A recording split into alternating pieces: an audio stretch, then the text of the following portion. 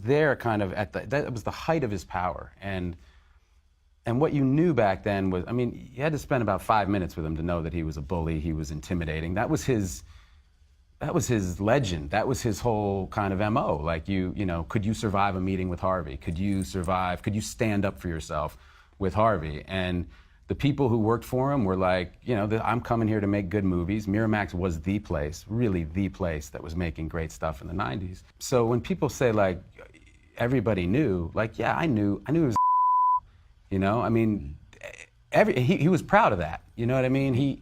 That's how he carried himself. And I knew he was a womanizer, you know, I wouldn't want to be married to the guy, but like, I'm not, you know, it's not my business really. But this level of criminal sexual predation is not something that I ever thought was going on. Absolutely not. I knew the story about Gwyneth from Ben because he was with her after Brad.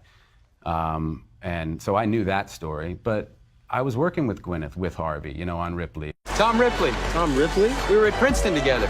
I never talked to Gwyneth about it. Ben told me, but I knew that they had come to whatever agreement or understanding that they had come to. She had handled it, and she was, you know, the first lady of Miramax, and he treated her incredibly respectfully, always. Harvey would talk to me about women that he'd had affairs with. I didn't necessarily believe him, quite honestly, because to believe him would be to believe kind of the worst of some actresses who were friends of mine.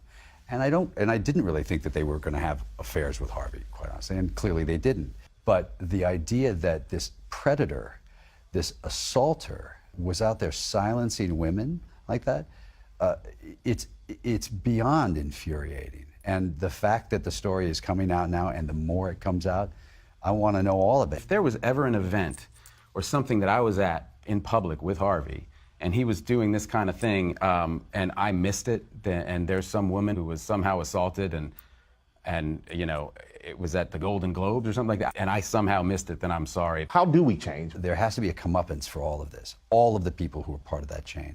And then we have to make it safe for people to feel that they can talk about this. And in doing that, I think that'll scare away that kind of behavior. But more than anything, you're going to have a warning shot over the bow of anyone who would act like that you will be outed and you'll be out of the business, and more than that, you might be prosecuted. I talked with my wife about this, and she said, you know, she could find, you know, in her line of work, which is human rights law, you know, there have been plenty of instances where some guy has tried, you know, to make their move. Some guy in power has tried to make their move. Many, if not most women, have at some point in their life faced this kind of behavior. I think that's a little bit of a surprise to some of us, that it's this big, that it's this prevalent.